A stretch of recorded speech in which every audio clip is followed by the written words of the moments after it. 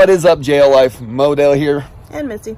So today we are going to be doing an overview / review followed by an install of today's product, which is going to be the S-Tech 10 switch system. She's on it. Starting with the things we like about this system, in no particular order. Number one, they're made in the USA and they come with a 5-year warranty. Next, they are fitted. They go in there as if that's where they belong. So they're seamless. It works with my build and it just blends in super well. It looks like it belongs there. Letter 3, they are super customizable. So as we said earlier, there is 4 different options for your micro LED backlight. You can get anywhere from 4 switches all the way up to 12, depending on how much space you have down there. You can either get the rocker switches like what I have, or you can get push button switches. And lastly, after having these switches, well, not these ones, but the S-Tech switch system 6 in my Jeep for about 8 months, they work. So I want to get into the things that we don't like about this switch system, and I mean by no stretch is it a deal breaker. You know, it's very seamless inside. It is very clunky under the hood, and let me just show you what I mean. So here's all the stuff in Misty's Jeep. You know, you got 2 power boxes or relay boxes. You got 2 circuit breakers here and there, but as you can see, it's just kind of cluttery. And just real quick, I know this circuit breaker is kind of squarish. He also sells these. I haven't put this one in yet just because I would have to modify the wires and I didn't quite have time for that. Super excited about today's install. Today we're going to be focusing right here. So what we're going to be taking the S-Tech switches, S-Tech 6 switches out, and we're going to be putting in the S-Tech switch 10. So these are black switches with a micro LED. It will be supposed to be yellow. Yeah, they're yellow with yellow light, so it will match the color theme for Heathen and Misty's Jeep. This was from the previous install of the S-Tech 6s. There are the 6 relays in here. We have our 6 leads over here. Of course, we're using 2 of them. So this 10 switch that we're putting in, it's going to be building off of the 6 box. So on the other side of the Jeep, as you guys know, there's not a lot of space to put things inside the JL.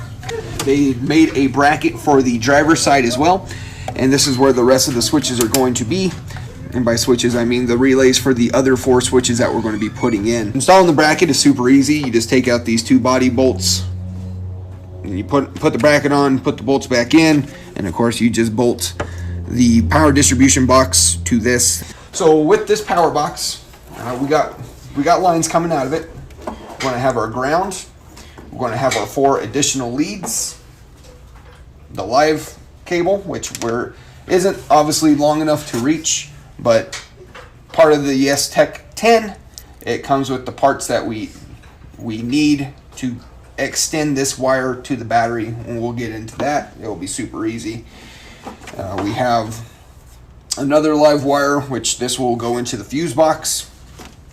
And we have our extra long plug to go into the back of the switches inside the cabin. To get to the switches, we're going to have to take out the panel. Yeah, whatever. But so anyways, taking this off, super easy. I'm not going to get into all the details on how to do it. We got it all removed. I pulled out the old switches. So what we're going to have to do, because this does use the factory cubby, what we're going to have to do is basically find out where we're going to drill holes in the back to fit these out. So I'm going to just kind of guesstimate where the wire will come out. So about right here is where I'm going to want to drill 1 hole, and here.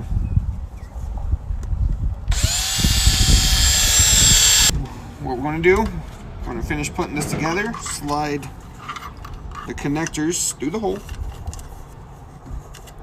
Careful as you fit it in. You don't want to jam it to where you're pinching a line. And you're going to try to do your best. You're going to line up those nutserts to the bottom that already have holes. One of the things we're going to have to do is we're going to reuse the screw and the washer from the old one. We got this installed super easy. Like I said, it's just the 2 screws that hold it in. We drilled the back, got it both sticking out. We have our 6 box on this side, of course, our 4 box on this side. The step we're going to be doing is taking the receiver end of the switches. We're going to be going through the firewall, running it into the cab. Driver's side, if you go up underneath, I'm going to do my best to show this. And there we go. That little plastic boot that I'm spotlighted on, we're going to drill through that right there. And that's where the wires are going to be going through. So it's difficult to get under there and film at the same time, but you can see the hole I drilled right there. That is behind the fender from the cabin. Try to get my phone up there. So again, right there, drilled my hole. That's where we're going to run the wire in. We're just going to try wrapping this around the cord that we've already fed through. So we were able to pull it through with it wrapped up in tape, and this is how much extra you have. So you can run your wires from over there through to right here, and it should be good as long as you can just tuck them up out of the way. With this kit are circuit breakers, and we have a 60 amp circuit breaker, so if in the event we are drawing too much to these 4 switches that we're putting in, if it hits over 60 amp draw, which is very unlikely, but if it does, it will just click it off. If you look closely at it, this side is for the aux for the switches, this side's for the battery, BAT. So this is going to be the side running to the battery, this is going to be the side running to the aux. You're going to get the battery extension. There are 2 different sides to it. There's a small and a big. The bigger is going to go to the battery, the smaller is going to go to the amp. Like that. I'm going to run this across. I'm going to be zip tying all this up so it's out of the way of the engine so we don't have to worry about frying anything. This wire also coming off of that power box is you're going to use your fuse tap to tap into the fuse box. I'm going to hold off on connecting that to the battery, but we're just going to connect it to any one of the battery terminals that Misty has going on. Okay, so now that we have our power lines ran to that side of the Jeep, zip tied out of the way, next we're going to have to find out where to put our ground wire. The important thing when choosing a place for a ground, it's pretty simple: unpainted bolt, bare metal. So now that I'm getting ready to start connecting things to electricity, I'm going to disconnect the battery just to avoid any possibilities of shorting anything by mistake. And the ground we found right there. And placing a rag in between your connections will ensure that it doesn't accidentally ground out and become live. So for now, what we're going to do is we're just going to piggyback onto the previous piggyback fuse. I got my two into the fuse box lines. I'm going to get them, going to twist them together at the top.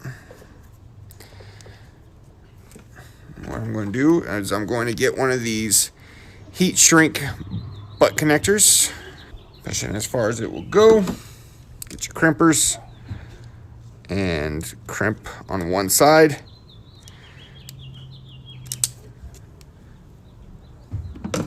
Sure, if I give it a nice little tug, make sure it's in there good.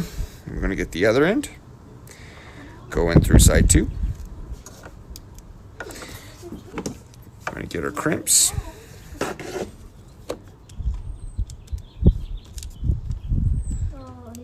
going to grab the heat gun. We're going to do the weather seal, the heat shrink around it. Then you're just going to plug the piggyback fuse back out of the fuse that you originally pulled it out of. Plug the amp back in. We're going to run the main live directly to the battery terminal. We are going to go in back here. What we're going to do, we're going to feed it across into the passenger side, and I'm just going to follow the same line I have for the previous one.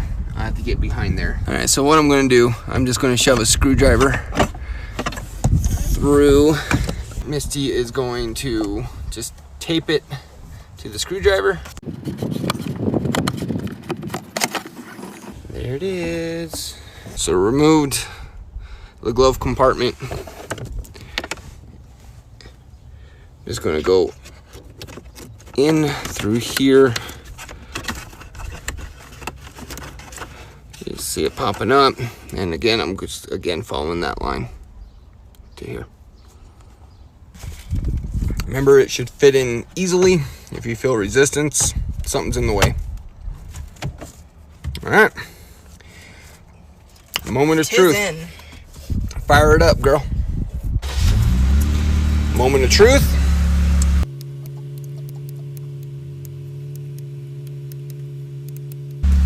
Ta-dum! Told you I knew what I was doing. There it is. Cleaner looking switches, but that is a lot of switches.